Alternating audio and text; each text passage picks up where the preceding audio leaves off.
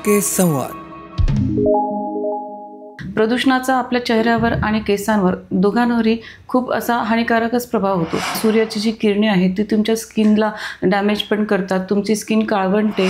म्हणजे जो आपण म्हणू की हेल्दी केस कसा असायला पाहिजे, हेल्दी स्किन कशी असायला पाहिजे, तर त्यामध्ये तुम्ही चांगला आहार घेणं आवश्यक आहे. तर काही सडन चेंजेस तुमच्या केसांच्या स्काल्पमध्ये येऊ शकतात आणि त्यातनं काहीतरी स्काल्प डिसऑर्डर्स किंवा मग पर्सिस्टंट डॅन्ड्रफ हे होऊ शकतं. जो पेशंट माझ्याकडे आलेला, याला खूप स्ट्रगल केली त्या लोकांनी. फिमेल म्हटल्यानंतर केस पाहिजेच असतात.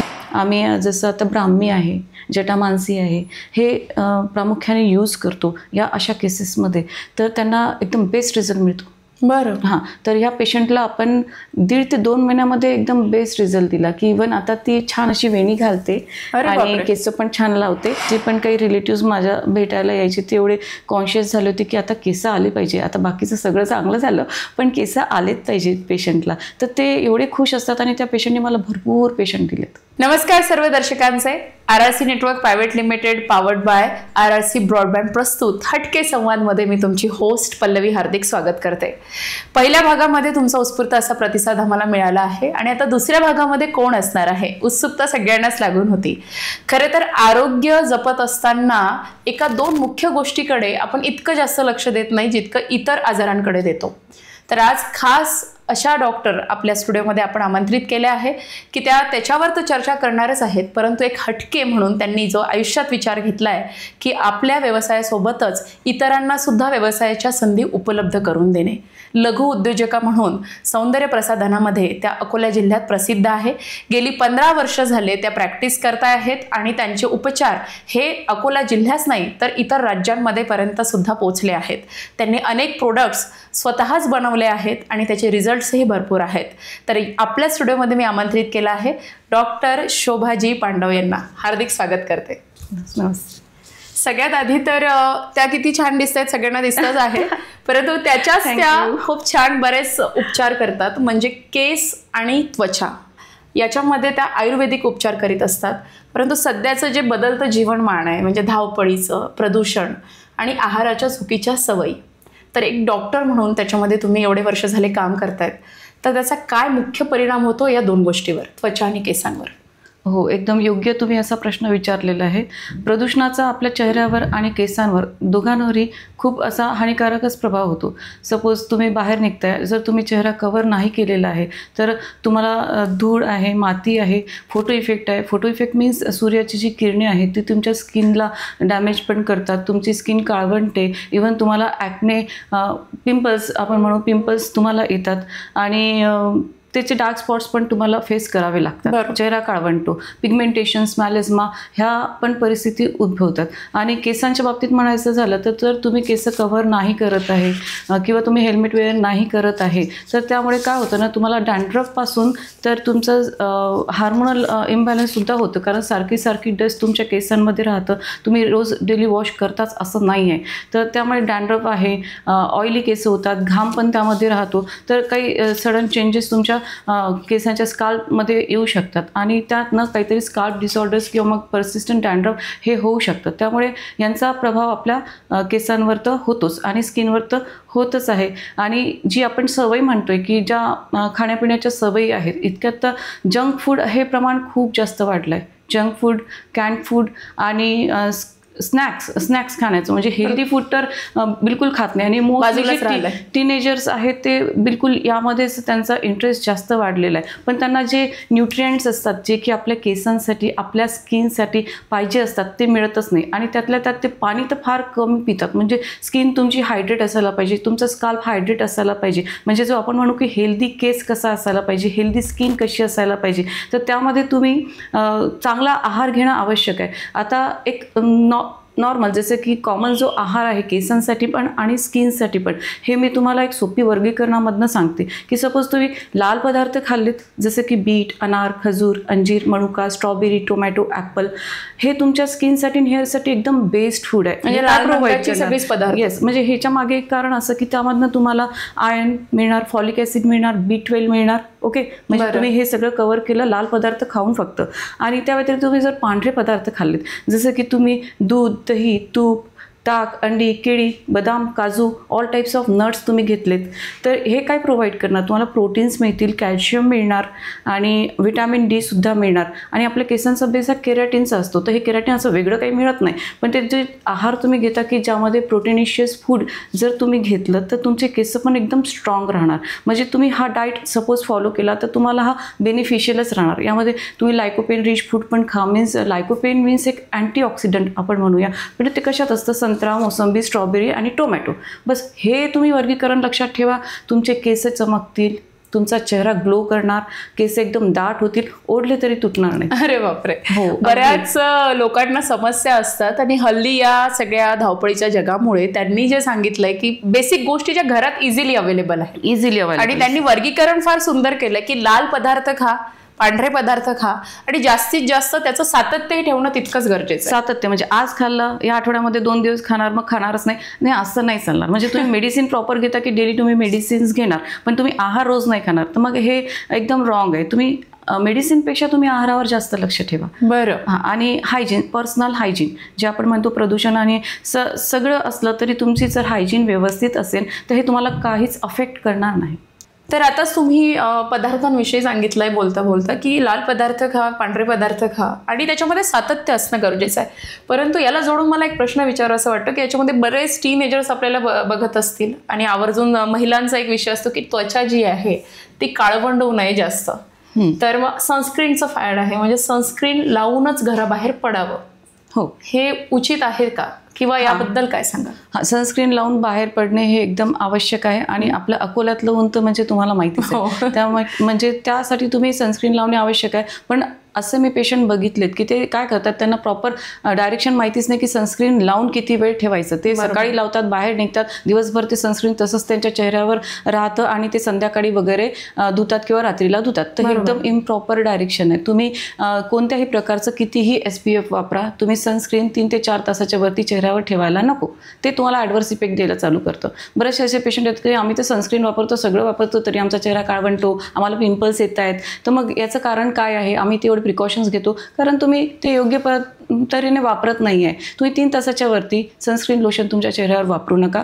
आणि तुम्हाला वापरायचं असेल तर 3 तासाने किंवा 4 तासाने पुन्हा चेहरा धुवून घ्या आणि पुन्हा ॲप्लिकेशन करा, तर ते तुम्हाला इफेक्टिव्ह राहणार. ॲप्लिकेशन करावं लागतं. नाही तर ते तुम्ही जे सांगितले ते बऱ्याच जण करतात की कंटिन्युअसली मध्ये ते लावून ठेवतात, पण मग त्याचे वेगळे इफेक्ट्स होतात. ॲडव्हर्स इफेक्ट होतात, ॲडव्हर्स इफेक्ट होतात. ॲडव्हर्स झाल्यानंतर आता याला जोडून एक प्रश्न असा येतो की मी सुरुवातीलाच इंट्रोमध्ये तुम्हाला सांगितलं की मॅम ज्या आहेत त्या शोभाज प्रोडक्ट्सच्या संचालिका आहेत. एक डॉक्टर म्हणून त्यांनी 17 प्रोडक्ट्स लॉन्च केले आणि त्यांना भरगच्च असा प्रतिसाद आहे. तर एक डॉक्टर असताना लघु उद्योजिका म्हणून तुम्ही प्रसिद्ध आहात आणि बऱ्याच महिलांना म्हणूया किंवा इतरांना म्हणूया तुम्ही रोजगार उपलब्ध केलाय. हटके विचाराची किक कुठनं मिळाली? हटके विचाराची किक म्हणजे कसं आहे ना, लघु उद्योग टाकायचा हे तर माझं स्वप्न होतंच. म्हणजे मला फक्त डॉक्टर म्हणून सीमित नव्हतं राहायचं. मला लघु उद्योजिका ॲज ए फिमेल एंटरप्रेन्युअर, महिला उद्योजिका, असं मला माझा एक टॅग तर पाहिजेच होता. आणि त्याचे उद्दिष्ट म्हणजे असेच पहा की त्यातनं रोजगार मिळाला पाहिजे महिलांना, हा सगळ्यात महत्त्वाचा. की मी जे काम करते त्या कामातनं आणखी कुणाला उपलब्धी होत असेल तर हा माझ्यासाठी खूप समाधानकारक असा विषय आहे. दुसरं म्हणजे माझी ओळख ॲज ए महिला उद्योजिका व्हावी. ठीक आहे. आणि अकोला म्हणजे आपला अकोला जो आहे तो आयुर्वेदिक ब्युटी कॉस्मेटिक्सचा एक हब व्हावा आणि तोही शोभाज आयुर्वेदा या नावाने ओळखला जावा, हे माझं स्वप्न आहे. त्यामुळे मी त्या दृष्टीने कार्यरत आहे. आणि माझे जे प्रॉडक्ट्स आहेत हे फक्त माझ्या पेशंटपुरते सीमित मी नाही ठेवलेले आहेत. म्हणजे शोभाज आयुर्वेदा काय आहे ना, तर शोभाज आयुर्वेदा एक ब्रँड आहे की जो मला सगळीकडे त्याचा ऑल ओव्हर इंडिया मला त्याचा प्रचार प्रसार करायचा आहे. की तुम्ही केमिकलयुक्त पदार्थ किंवा आपण केमिकलयुक्त जे पण तुम्ही कॉस्मेटिक्स वापरता ते तुमच्या स्किनला किती हार्मफुल आहे, ते तुमच्या केसांना किती हार्मफुल आहे, त्याचे ॲडव्हर्स इफेक्ट तुम्हाला जाणवतात, तरीसुद्धा तुम्ही हा वापरता. हा नाही आवडला तर तो तुम्ही दुसरा वापरता, जी ॲड झाले तो तुम्ही वापरता, पण तुमच्या स्किनचा तुमच्या केसांचा तुम्ही विचार न करता ते वापरतायत. इव्हन जे प्रॉडक्ट्स आपण बनवतो त्याचा pH आपल्या स्किनला सूट होतो का, pH बॅलन्स आहे का, हे प्रॉडक्ट चांगले आहेत का, हा सुद्धा आपण विचार करत नाही. तर त्यातल्या त्यात तुम्ही जर आयुर्वेदिक कॉस्मेटिक्स वापरले तर तुमचा ब्युटी इन्हान्समेंटच होणार, तुम्हाला कधीच नुकसान नाही पोचणार आहे. तर हे फक्त माझ्या पेशंटपुरतं सीमित न राहता मी हे ऑनलाईनसुद्धा माझे प्रॉडक्ट सेल करते. ॲमेझॉनला, फ्लिपकार्टला आम्ही सेल करतो. इवन जे मेट्रो सिटीजला एक्सपो असतात त्या ठिकाणी सुद्धा आम्हाला अलॉटमेंट मिळते ॲज ए महिला उद्योजिका म्हणून. तिथे आम्ही स्टॉल लावतो. त्या स्टॉलमध्ये सुद्धा आम्ही एक बॅनर असं लावून ठेवतो की जर तुम्हाला चेहऱ्यासंबंधी किंवा केसांसंबंधी काही समस्या असतील तर तुम्ही आमचा एक बिझनेस अकाउंटचा माझा एक व्हॉट्सअप नंबर आहे की तुम्ही यावर तुमच्या चेहऱ्याचे फोटो, तुमच्या केसांचा फोटो मीन्स जर तुम्हाला ॲलोपेशी आहे, एखाद्या ठिकाणी उंदरी पडली आहे, टक्कल पडली आहे, केस नाही आहेत, असे तुम्ही फोटो पाठवा. चेहरा म्हणजे तुम्हाला वांग, इतक्यात तुम्ही वांग शब्द ऐकला असेल, खूपच प्रचलित आहे. वांग आहे, मेलेझमा आहे, डार्क स्पॉट आहे, ॲक्ने स्पॉट्स आहेत, तर असे तुम्ही मला फोटो पाठवा.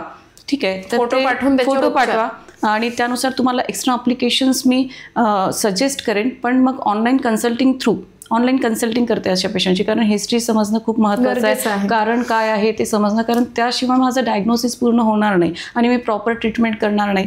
तर मी हे दोन्ही पद्धतीने ते करते. म्हणजे जर माझ्या मोबाईलवर एखाद्याने म्हटलं की मला हे प्रॉडक्ट पाठवा तर ते सुद्धा आम्ही पाठवतो. म्हणजे आम्ही त्याला बॅरियर असं काहीच नाही ठेवलं, म्हणजे इझिली अवेलेबल करून दिलेत सगळे प्रॉडक्ट्स. डिस्ट्रीब्युटरशिप मी नेमलेली नाही आहे. मी डायरेक्ट कॉन्टॅक्ट माझ्या पेशंटशी होतो आणि पेशंट थ्रू पेशंट असे माझे भरपूर. इव्हन आता मी तुम्हाला एक सांगते, जसं तेलंगणा, आंध्र प्रदेश आणि केरळ या ठिकाणी आमचं डिटॅनिंग सोप जे आहे ते खूप फेमस आहे. त्यांना खूप म्हणजे सारख्या ऑर्डर्स आमच्या त्याच्या चालू असतात. असं प्रत्येकच जे पण काही माझे प्रोडक्ट्स आहे, लिप बाम म्हणा, हेअर ऑइल म्हणा, हेअर पॅक म्हणा, एकूण 17 प्रोडक्ट्स मी जे बनवते त्यांची एक स्पेशालिटी आहे आणि ते खूप मनापासून मी बनवते आणि ते हँडमेड आहेत. म्हणजे त्याचं रूपांतर मी कधीच मशीनमध्ये असं करावं की मशीननी ते कामं व्हावं असं माझी इच्छा नाही. आणि रोजगार उपलब्ध, हाताला काम मिळावं हे त्याचा एक उद्देश आहे आणि माझ्यासारख्याच अशा सगळ्या शोभा निर्माण व्हावं अशी माझी इच्छा आहे. आणि खूप मोठं विजन आहे खरं तर हे, आणि कौतुकास्पद असं विजन आहे की एक डॉक्टर म्हणून गेली 15 वर्ष झाली तुम्ही आयुर्वेदामध्ये प्रॅक्टिस करत आहात आणि तुमचं जे पॅशन होतं की एक लघु उद्योजिका म्हणून त्यातही आपला अकोला जिल्हा जो आहे दर्शक हो, तो एक ब्युटीचा हब व्हावा, तोही कॉस्मेटिकमध्ये, आयुर्वेदामध्ये, आणि त्या हबचं जे नाव आहे ते शोभाच असावं. नक्कीच आमच्या सुद्धा शुभेच्छा असतील. याला सोडूनच मला एक असा प्रश्न विचारायचा वाटतं की बऱ्याच उद्योजिका ज्या आहेत ते तुम्हाला बघूनही त्यांना प्रेरणा मिळत असेल आता, आणि तुमच्या अंडर जे लोक काम करतात त्यांना तुम्ही इतके कामं दिली आहेत, पण एक डॉक्टर म्हणून, एक उद्योजिका म्हणून ही बॅलन्सिंग लाईफ म्हणजे हँडल करणं हे कसं कौशल्य, काय सांगाल? हो, ॲक्च्युली बॅलन्सिंग करणं, बॅलन्स हा शब्द तुम्ही खूप योग्य वापरलेला आहे. कारण हे कामं कधी कधी एवढे जास्त होतात की बॅलन्स करणं म्हणजे तुमचं प्रॉपर टाईम मॅनेजमेंट असणं आवश्यक आहे, तुम्ही टीमवर्क करणं आवश्यक आहे. तुम्ही हे जे तुमचे कामं आहेत किंवा ऑर्डर्स म्हणा, किंवा कोणते आज हे काम करायचं किंवा तुम्हाला कोणत्या ऑर्डर्स आहे किंवा तुमचं स्टॉकमध्ये काय संपलेलं आहे याची नोंदणी ठेवणे आवश्यक आहे. तुमची एक डेली डायरी तुम्ही मेंटेन करायला पाहिजे. आणि सगळ्यात जास्त महत्त्वाचं म्हणजे जे तुमचं सराउंडिंग आहे त्यामध्ये तुम्हाला सपोर्टिव्ह, म्हणजे सपोर्ट करणारे, तुम्हाला हेल्प करणारे, नेहमी तुमच्या पाठीशी उभे असणारे, सगळ्यात महत्त्वाचे म्हणजे तुमची फॅमिली. बरोबर. दुसरा नंबर तुमचा स्टाफ. तिसरा नंबर आपलं फ्रेंड सर्कल. हे सगळे अगदी तुम्हाला कॉपरेटिव्ह असावं लागते आणि या सगळ्या बाबतीत मी खूप नशीबवान आहे. बरं. येस, म्हणजे माझ्या पाठीशी सगळे असे उभे असतात. त्यामुळे मला असं कधी जाणवत नाही की मला हे काम करायचं आहे, बस मला बोलावं लागते, माझं काम होऊन जातं. आणि ते असं सहज होत नाही, त्याच्यासाठी तुम्ही तुमच्या बाजूने सुद्धा तितकेच प्रयत्न आहे. एक रिलेशनशिप मेंटेन करणं सध्याच्या घडीला जे आपण बघतोय सोशल मीडियाला, पण ह्या रिलेशनशिपमध्ये मेंटेन करणं एक डॉक्टर असतानाही मला नाही वाटत तुम्ही मित्रांमध्ये गेल्यानंतर, मैत्रिणीमध्ये गेल्यानंतर डॉक्टर शोभा म्हणून राहत असं कधीच होत नाही की ॲज ए डॉक्टर शोभा म्हणून मी मिरवते. माझे सगळे फ्रेंड्स, माझे रिलेटिव्स, माझे सगळे प्रेमाचे संबंध आहेत. आणि एक व्यक्ती म्हणून हे खूप छान म्हणजे क्लिक होतंय की खरंच लोकांनी जिथल्या तिथे होऊन एन्जॉय करणं ही गरजेचं आहे. म्हणजे आपण त्यांच्यामध्ये मी मिसळून जाते आणि ते माझ्यामध्ये मिसळतात आणि ते मला असं गृहीत नाही की ही डॉक्टर आहे की हे मी त्यांची आहे आणि ते माझे आहेत. नाही, तुम्ही त्यांच्या जास्त आहेत म्हणून ते तुमचे जास्त आहेत. कारण एकाच बाजूनी टाळी वाजत नसते. सध्याच्या घडीला ह्या सगळ्या गोष्टी एक बॅलन्सिंग लाईफ जगण्यासाठी फार गरजेचं आहे. नाहीतर मग एकटेपणा यायलाही वेळ लागत नाही. त्याच्यामुळे बरोबर. तुम्हाला सगळे रिलेशन मेंटेन करत तुमची स्वप्न जी आहे ती सुद्धा पूर्ण करण्याची एक वेगळी उभारी मिळते, एक वेगळी एनर्जी मिळते. पुढचा प्रश्न असा आहे की सध्या सोशल मीडिया आणि यूट्यूबवरती बरेच रेसिपी व्हिडिओ व्हायरल होतात. हो, घरगुती, की तुम्ही जसं मॅडम ज्या आहेत त्या स्पेशली अकोला जिल्ह्यामध्ये त्वचा आणि केसामध्ये त्यांचं जे परीक्षण करून त्या ज्या प्रकारे उपचार करतात त्याच्यामध्ये त्यांची स्पेशालिटी आहे आयुर्वेदामध्ये. म्हणजे त्या स्कॅल्प आणि स्किन पाहिल्याशिवाय ट्रीटमेंट जी आहे ती एका क्षणात ते ओळखून ते प्रॉपर करतात आणि बरेच रिझल्टसुद्धा आपल्या सगळ्या पेशंट्सला मिळाले. आपण पुढच्या त्या टप्प्याकडे वळणारच आहोत. परंतु तत्पूर्वी प्रश्न असा येतो की इतक्या रेसिपी असतात, मग ते काही पण करून बघणे आणि ते सरळ थेट अप्लाय करणे हे कितपत उचित आहे? एक डॉक्टर म्हणून काय सांगणार? मी तर असं सांगेल की हे एकदम चुकीचं आहे. म्हणजे तुम्ही सपोज आता आपलं शरीर जे आहे तर हे एवढं प्रेशियस आहे की तुम्हाला सपोज BP, शुगर, थायरॉईड किंवा मग तुम्हाला कोलेस्ट्रॉल, म्हणजे हे ज्या आपण म्हणू मोठे जे आजार आहे याच्यासाठी तुम्हाला एक्सपर्टचे ॲडवाईस लागतात. एक्सपर्टच्या सल्ल्यानुसार तुम्ही एक अँटॅसिडसुद्धा घेत नाही. आणि आपलं चेहरा आणि केस म्हणजे आपल्या सौंदर्याचा आरसा आहे, त्याच्यासोबत एवढी हेळसांड करता की तुम्ही जे यूट्यूबवर काही पण रेसिपी तुम्हाला दाखवतात की कोलगेट घ्या, त्यात हळद टाका, त्यात सोडा टाका आणि तुम्ही चेहऱ्याला लावणार, तुम्ही आणखी केसांवर पण काही प्रयोग करणार, तर हे एकदम हानिकारक आहे. म्हणजे ती तुमची स्किन एवढी डॅमेज करतात की तुम्ही कल्पना पण नाही करू शकत. इव्हन एक केसांचा किस्सा मी तुम्हाला सांगते. असं माझ्याकडे एक पेशंट आलेला की त्याने तो TV मध्ये बघून, यूट्यूबला बघून कोणता तरी पॅक केसांना अप्लाय केला आणि तो पॅक त्याला धुताच नाही आला. त्यामुळे त्याचे केस एवढे डिटँगलिंग असे टँगल झालेत की डिटँगलिंग करणं त्याला सोपी नव्हतं. की त्याला 2-3 दिवस त्याने घरच्या घरी काहीतरी प्रयोग केले की धुवून घेतले काय. आणि फिमेल पेशंट असे करतात, चांगले लांब केस. शेवटी ती पेशंट माझ्याकडे आली की माझे केस तुम्ही सरळ करून द्या.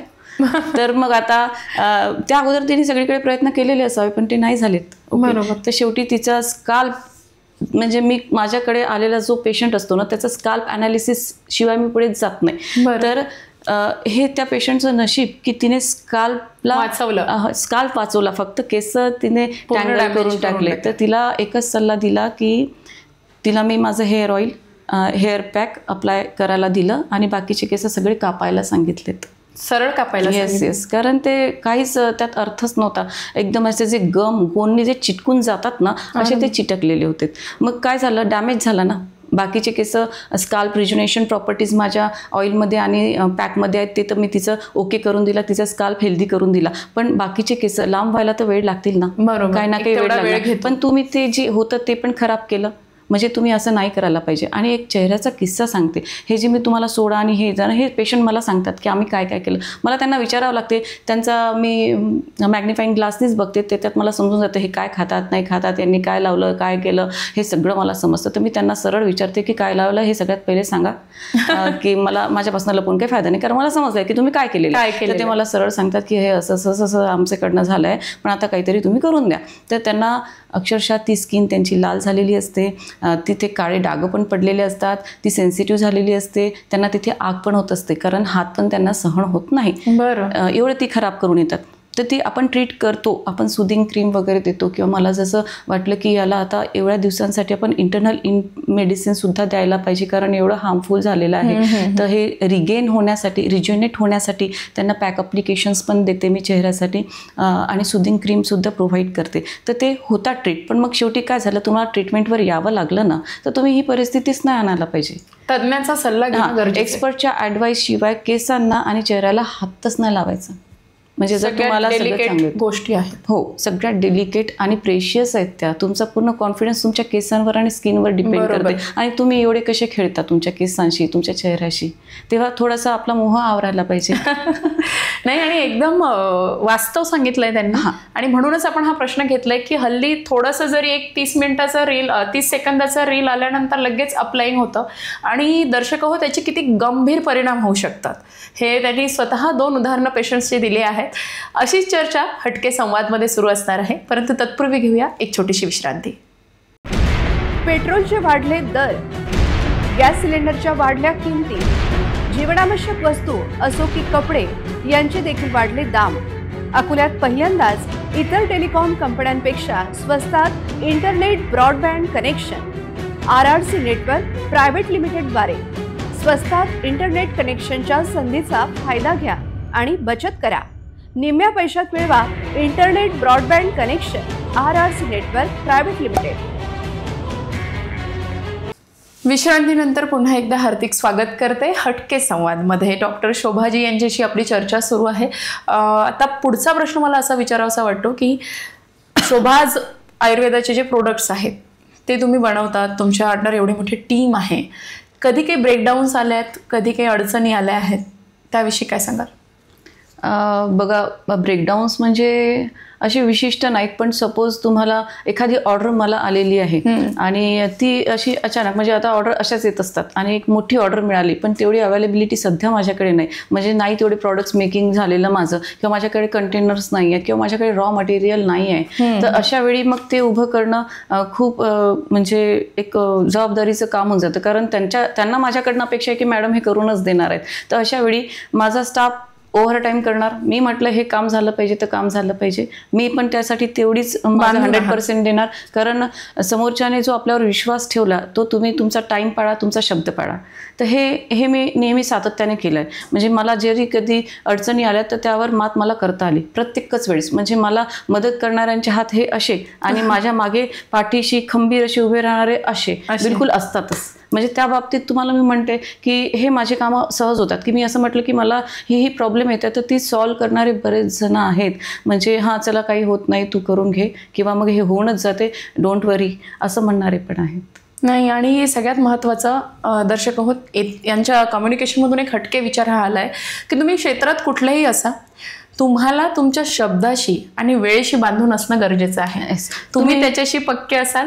बिलकुल, तुमचं टाईम पंक्च्युअलिटी पाहिजे. तुम्ही टाईम दिला म्हणजे तुम्ही त्या टाईमवर हजरच पाहिजे. म्हणजे टाईमसारखं प्राइसलेस, म्हणजे एकदम प्रेशियस असा हा टाईमच असतो, कारण थोडाही चुकला तर त्यावेळेत ते दुसरं काम करता येऊ शकते. आणि दुसरी गोष्ट म्हणजे तुम्ही दिलेला शब्द तो तुम्ही पाळलाच पाहिजे. तर ती जर तुमची ऑर्डर तेवढ्या वेळात कंप्लीट होत आहे, तुम्ही त्याला समोरच्याला ती प्रोव्हाइड करते, कारण त्यालाही ती त्या टाईममध्ये नीडी असते म्हणूनच ते मागतात.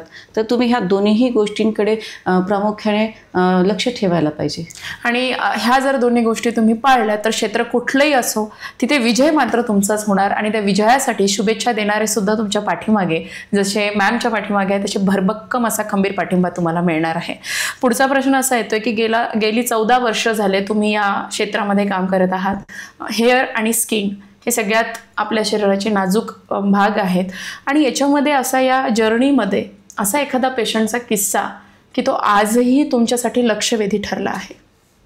हो, असे तर 3-4 पेशंट आहेत की ज्यांच्याशी माझे इमोशन्ससुद्धा जुडल्यात, की मला आतमधून म्हणजे मनातून वाटायचं की यांना पटकन रिझल्ट मिळाला पाहिजे, कारण ते फार शॉर्ट टाईमसाठी पण ते पेशंट असतात की एवढे एन्शियस पेशंट मी पाहिलेले आहेत.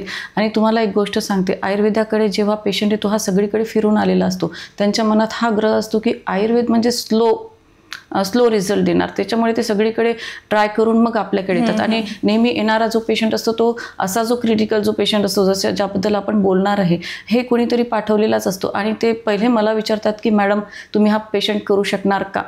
तर त्यांना मी सरळ, म्हणजे ठीक आहे तुम्ही मला पेशंट दाखवा, मी केसांचा असेल तर स्काल्प ॲनालिसिस करणार, प्रकृती परीक्षण करणार.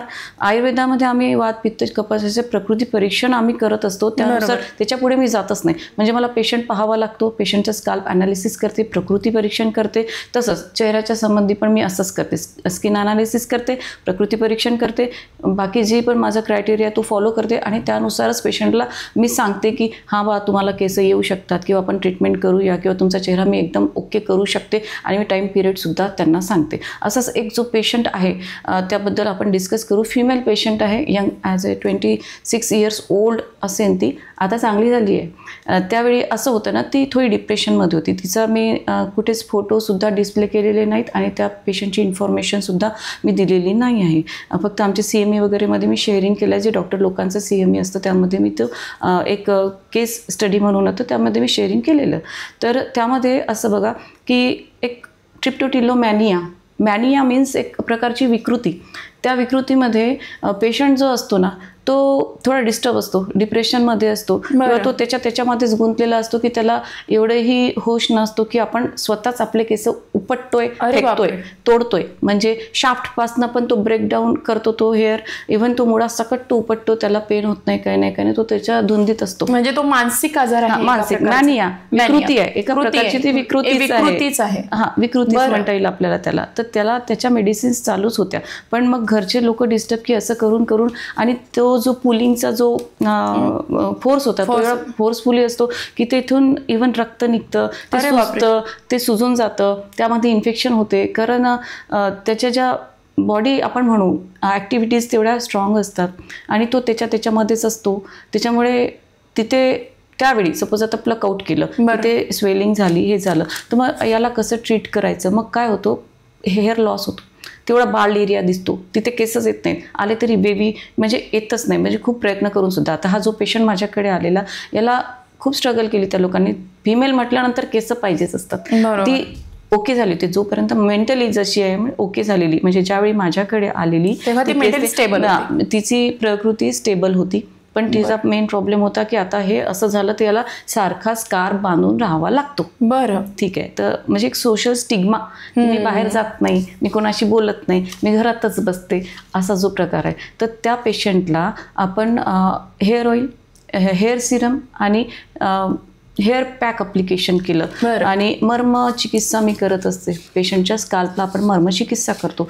तर यानुसार मी त्यांना ट्रीटमेंट केलं. इंटरनल मेडिसिनसुद्धा दिल्या आम्ही. जसं आता ब्राह्मी आहे, जटामांसी आहे, हे प्रामुख्याने यूज करतो या अशा केसेसमध्ये.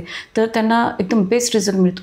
बरं, हां. तर ह्या पेशंटला आपण 1.5 ते 2 महिन्यामध्ये एकदम बेस्ट रिझल्ट दिला की इव्हन आता ती छान अशी वेणी घालते आणि केस पण छान लावते. आणि इव्हन तिच्यासोबत तिचे जे पण काही रिलेटिव्स माझ्या भेटायला यायचे ते एवढे कॉन्शियस झाले होते की आता केस आले पाहिजे. आता बाकीचं सगळं चांगलं झालं पण केस आलेच पाहिजे पेशंटला. तर ते एवढे खुश असतात आणि त्या पेशंटने मला भरपूर पेशंट दिलेत. तर त्यांचा जो आनंद आहे, त्यांची खुशी बघून एवढं समाधान मिळतं की म्हणजे मी तुम्हाला सांगते की मी समाधानासाठीच काम करते. नाही, आणि ती चमक जी आहे ती चमक तुमच्या डोळ्यामध्ये दिसते. आज तो किस्सा सांगताना पण दर्शक थोडे त्यांचे डोळे मला पाणावलेले दिसत आहे. कारण ती अटॅचमेंट आहे, ती एक निष्ठा आहे आपल्या कामाविषयी. मी पुन्हा वारंवार तेच सांगते की हटके संवाद या सदरामध्ये वेगवेगळ्या क्षेत्रातल्या हटके व्यक्तींना तुमच्याशी भेटायला घेऊन येत आहोत. खरं तर त्या व्यक्तीची जर्नी आणि तिचा प्रवास ऐकल्यानंतर तुम्हाला सुद्धा काहीतरी हटके करण्याची प्रेरणा मिळावी, हा एकमेव उद्देश आहे RRC network private limited powered by RRC broadband हटके संवाद या कार्यक्रमाचा. आणि आमच्या सुद्धा शुभेच्छा असतील की असे अगणित रिझल्ट्स जे आहेत ते इतरांनाही मिळो. आणि खरं तर समाजाचं देणं लागतो या उद्देशाने तुम्ही काम करतायत. लिटरली मलाही आता असं झालंय की काय त्या महिलेला आनंद असेल, बिलकुल, आणि काय तिची फॅमिली आनंदी झाली असेल की एक सोशल स्टिग्मा की लोकांनी वायात टाकलाय असा तो विचार करणं, त्यातही मेंटली इतकी डिस्टर्ब व्यक्ती असणं तरीही इतकं सुंदर ट्रीट करून. आणि आयुर्वेदा म्हणजे आपण म्हणू आयुर्वेदा काय करतो, आयुर्वेदा सगळं करू शकतो. म्हणजे आयुर्वेदाला एंड नाही आहे. जे म्हणतो आपण बिलकुल प्राचीन पद्धती आहे, आपल्या शरीराचा अभ्यास आहे तो, आणि तो तुम्हाला प्रत्येकच प्रॉब्लेममध्ये तुम्हाला सोल्युशन देतो. फक्त तुमचा आयुर्वेदावर विश्वास असायला पाहिजे. म्हणजे आयुर्वेदा व्हास्ट आहे आणि आयुर्वेदा म्हणजे बिलकुल आपण काय म्हणता येणार ना त्याला, असीमित आहे आणि प्राचीन विद्या असल्यामुळे कुठेतरी तो एक वारसा आणि कुठेतरी ती पद्धती जी आहे ती चालत आलेली, तर ती तितकीच विश्वासपूर्ण आहे. तुम्हाला विश्वास ठेवणं गरजेचं आहे आणि आयुर्वेद समजणं सगळ्यात जास्त महत्वाचं आहे. ज्याला समजला त्याला समजलं. असं आहे आयुर्वेद. बिलकुल. पुढचा प्रश्न असा येतोय की आतापर्यंत आपण या मुलाखतीमध्ये तुमचा प्रवासही ऐकला आहे, बऱ्याच गोष्टी शिकायला मिळाल्या, परंतु आणखीही डॉक्टर शोभा ज्या आहेत त्या काय करू इच्छित आहेत, काय उपक्रम असतील, काय प्रोजेक्ट्स असतील, त्याविषयी काय सांगा? अच्छा, उपक्रम तर तसे आता जो अपकमिंग इव्हेंट आहे त्याच्याबद्दल सांगू इच्छिते मी. आता ॲग्रोटेक 2024 27 to 29 डिसेंबर आपल्या PKVला एक मोठा इव्हेंट आहे. तुम्ही ऐकलं असेल, कृषी प्रदर्शनी दरवर्षी असतो. आणि तुम्हाला सांगते म्हणजे आम्ही नोंदी ठेवतो की आपल्या स्टॉलला किती लोकांनी भेट दिली. तर मागच्या स्टॉलला 3 लाख लोकांनी व्हिजिट केलेलं माझ्या स्टॉलला. आणि यावेळेस तर मला अपेक्षा आहे की यापेक्षा दुप्पट तिप्पट लोकांनी बिलकुल आम्हाला प्रतिसाद द्यावा. आणि तेवढेच प्रॉडक्ट सुद्धा मी तिथे सेल करते आणि त्याचा जो रिझल्ट मिळतो ना ते लोक फोन करून सांगतात आणि ते वर्षभर ते पेशंट माझ्याकडे चालू राहतात. इव्हन असं नाही की ते मला दिसतीलच, ते मला भेटतीलच, ते बाहेरच्या बाहेर येऊन प्रॉडक्ट्स घेऊन जातात. बरं. आणि ते पेशंट सुद्धा पाठवतात. म्हणजे ते मला न भेटता माझं काम चालू राहतं. म्हणजे माझं एक जे आपण म्हणतो की एक जी अफर्मेशन्स माझी जी होती ब्रह्मांडाकडे की मी नसतानाही माझं काम चालू राहिलं पाहिजे, तर ही ती आहे की मी नसते क्लिनिकमध्ये पण माझं काम असं चालू राहतं की माझं सोप, माझं पॅक, माझं जे प्रॉडक्ट्स आहेत ते सेल होत राहतात आणि त्यांना रिझल्ट मिळत राहतो. बरोबर.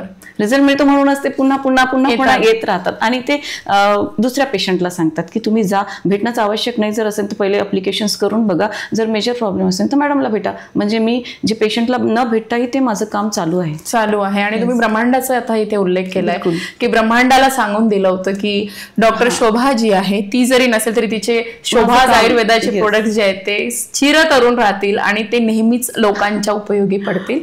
तर म्हणजे सबकॉन्शियस मध्ये तुम्ही जो विचार करता तो सत्यात उतरता येतो. बिलकुल उतरता येतो. तुमचा विश्वास पक्का ठेवा, नेहमी पॉझिटिव्ह राहा आणि खुश राहा. सगळ्यात मोठी गोष्ट म्हणजे तुम्ही खुश राहा. हा सगळ्यात मोलाचा संदेश दिलाय. लोकांना आता हल्ली हसायलाच विसरलेत.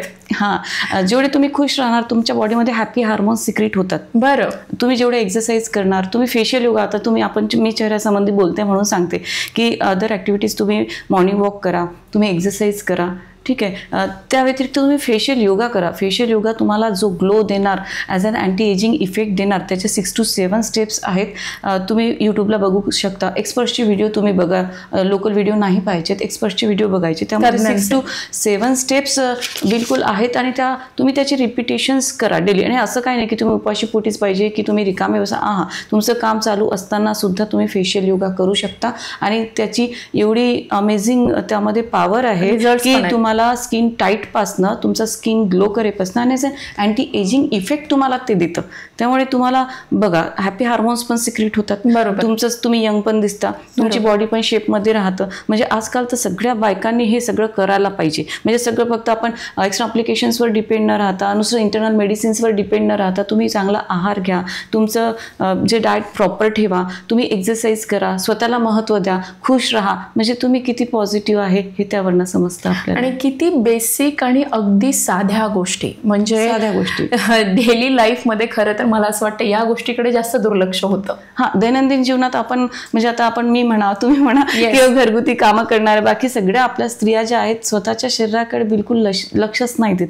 त्या सारख्या त्यांच्या कामात घड्याळ, हे काम राहिलं ते काम राहिलं. अरे तुम्ही पण आहे ना, तुम्ही तुमच्याकडे लक्ष द्या. तुम्ही स्ट्रॉंग, तुम्ही खुश तर कामं 1000 करणार. बरोबर.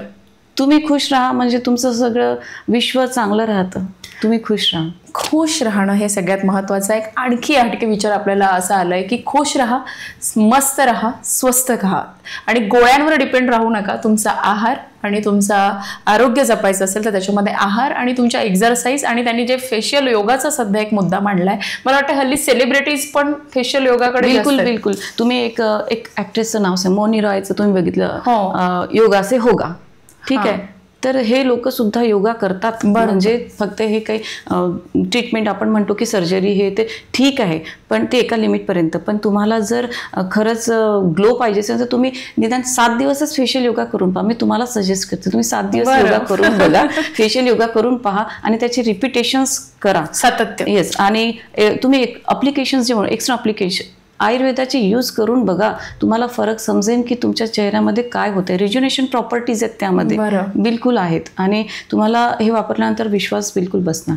खरं तर त्यांनी एक मेसेजही फार सुंदर आपल्या सगळ्या स्त्रियांना दिला. एक स्त्री म्हणून त्यांनी मेसेज दिलाय की त्या स्वतः डॉक्टर आहेत, लघु उद्योजिका म्हणून त्यांचं अस्तित्व वेगळं आहे आणि त्याच्यातही तुम्ही तुमचे स्वप्न साकार करत असताना खुश राहणं किती गरजेचं आहे. खुश राहाल तर तसे हॉर्मोन्स सुद्धा तुमच्या शरीरामध्ये डेव्हलप होतात आणि तुमच्या मेंदूला ती चालना मिळते आणखी सकारात्मक काम करण्याची.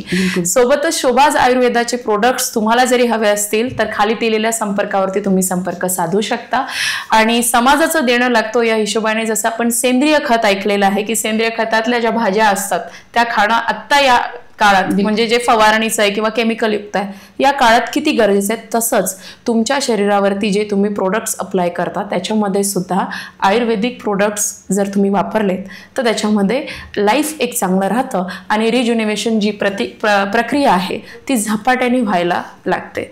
तुम्हाला आमचा हटके संवादमध्ये हा संवाद कसा वाटला नक्कीच प्रतिक्रिया कळवा खाली दिलेल्या क्रमांकावरती. त्यासाठी बघत रहा RRC network private limited, powered by RRC broadband, हटके संवाद. धन्यवाद मॅम. थँक्यू.